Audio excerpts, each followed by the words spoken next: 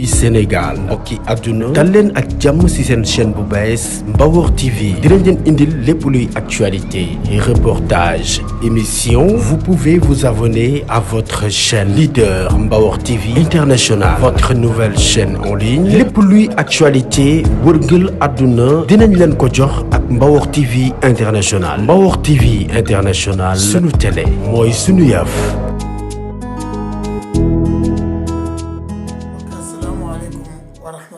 taala wa barakaatu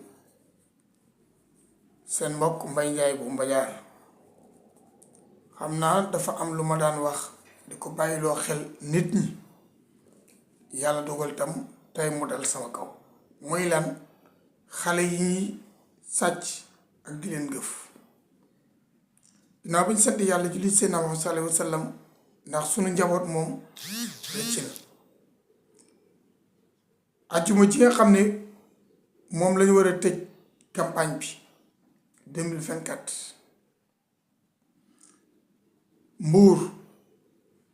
ba mu dem ci meeting ba mu jeexee ci la taseeg benn waay mu yor oto mu ne ko laaj quartier onkat moom itam mbiru xale dal ko mu ne ko xam naa ko yëgal nu dem moom ci boppam bi mu duggee ci oto bi ci la mujjee xam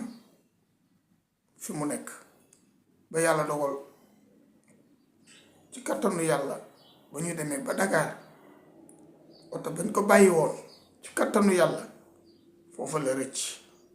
ci gërëm nag suñu mbokk takk der yi nga xam ne bu ñu rëccee fa lañ dem ca Colobane ñi ngi koy gërëm bu baax ñu fa nekk yal na yàlla sàmm leen yal na yàlla jàppale leen liñ bëgg ñoo ko xam ak mboolem jullit yàlla yépp muy sama doom Babacar nga xame fi mu toll mi ngi dugg ñaar fukki atam kon xale yi dee leen yeewu ci kaay mi yu bàle laat béréb sàngam lu nga jëm wala ma ne laat xam nga quartier ba nga ne waaw ndax moom ni mu waxee ñaar ji dañoo masque wu kenn ki nag moom masque wul waaye nanguwu koo xool mooy kii dawal kon man Mbaye Ndiaye bu Mbadiar ak famille bi yëpp ñu ngi gërëm ñëpp di gërëm mboolem kilifa diine kilifa aada yëpp parce que am na ñoo xam ñu ko déggee ñu ngi doon def seeni ñaan di ñaan ba suñ am na ñoo xam ne bi mu feeñee lañ ko yëg waaye loolu lépp comme damay yeete nekk RTS di fi yeete nekk itam ci internet bi di fi yeete ay la yéwén lii bu amee war na ci taxaw fa mu jaar tabarakallah samay doom bàyyi ñoom ñëpp macha allah sëñ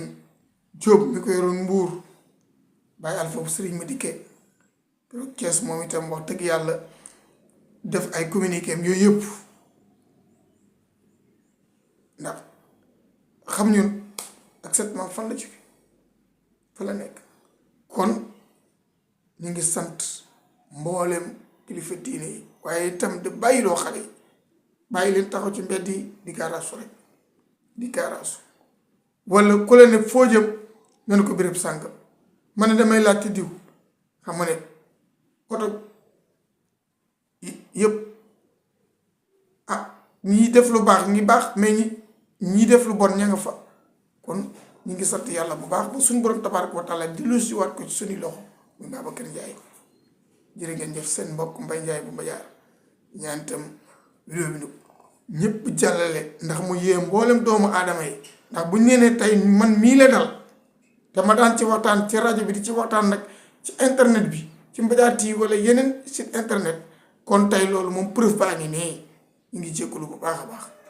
Sénégal mbokki àdduna dal leen ak jàmm ci seen chaîne bu bees Mbawor TV dinañ leen indil lépp luy actualité reportage émission vous pouvez vous abonner à votre chaîne leader Mbawor TV International votre nouvelle chaîne en ligne lépp luy actualité wërngël àdduna dinañ leen ko jox ak Mbawor TV International Mbawor TV International sunu télé mooy sunu yëf.